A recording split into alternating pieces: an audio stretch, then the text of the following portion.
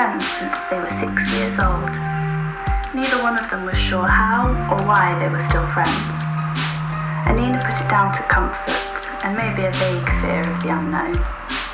She didn't want to lose a friend who was so familiar and a friendship that was so easy. It had never occurred to Jade that she had a choice in the matter. Jade had been sitting on an old truck tyre that was balanced on its side. She was rocking slowly backwards and forwards.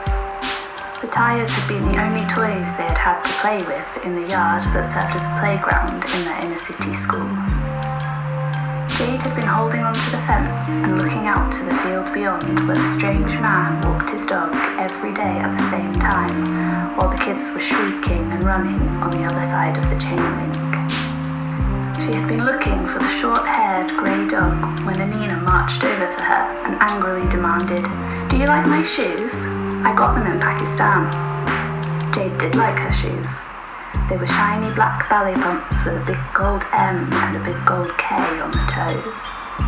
Jade was pretty sure that must mean something, but she didn't know what. She just shrugged. "Well, they were very expensive," Annenah explained. From that day on, the girls sat together at the fence every day looking out for the big grey dog. They laughed when it put its slimy nose against the fence and made their fingers damp. One day the man put his finger through the fence and the girls screamed and ran away giggling. They never saw the man or the dog again after that. They never spoke to each other inside the classroom, but they would meet every day on the tyres at lunchtime, from the time they were 6 until that tearful day when they were 11 and sat on the tyres for the last time. Annenah was tearful because she was afraid. She had heard stories about high school and she didn't like the sound of it. Her sister had gone a few years earlier and she had barely spoken a word to Annenah since. Jade cried because she knew that things were changing in a way that was irreversible. She knew that she wasn't good enough to keep up at school. Her teachers had always tried to shelter her from the fact, but she knew that it was true. Her mum had told her often enough. Why else did she only speak to her best friend when they were outside the school building? She could see Annenah with her head down at her desk, puzzling over her sums and shooting her arm in the air to try to answer the questions that were asked. She was often wrong, but Jade admired her confidence to try.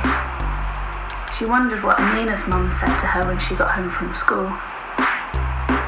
Jade cried that day because she knew that Annenah's tears came from a different source to hers.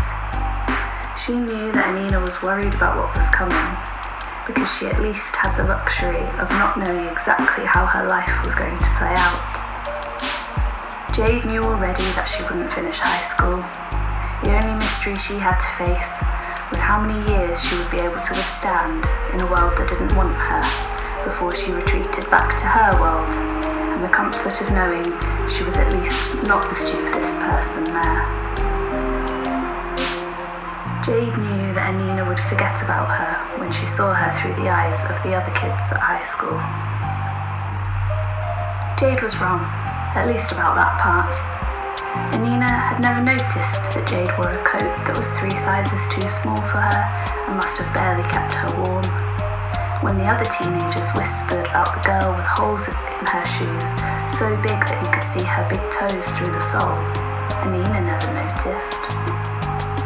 And when Jade's face swelled up as if she had a golf ball tucked in her cheek, the other children wondered how she had managed to avoid a trip to the dentist, but Annenah never noticed.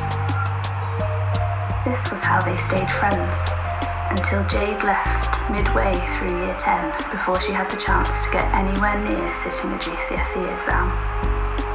Jade had lasted longer in high school than anyone else in her family, and it had afforded her a sort of respect at home that she found entirely depressing.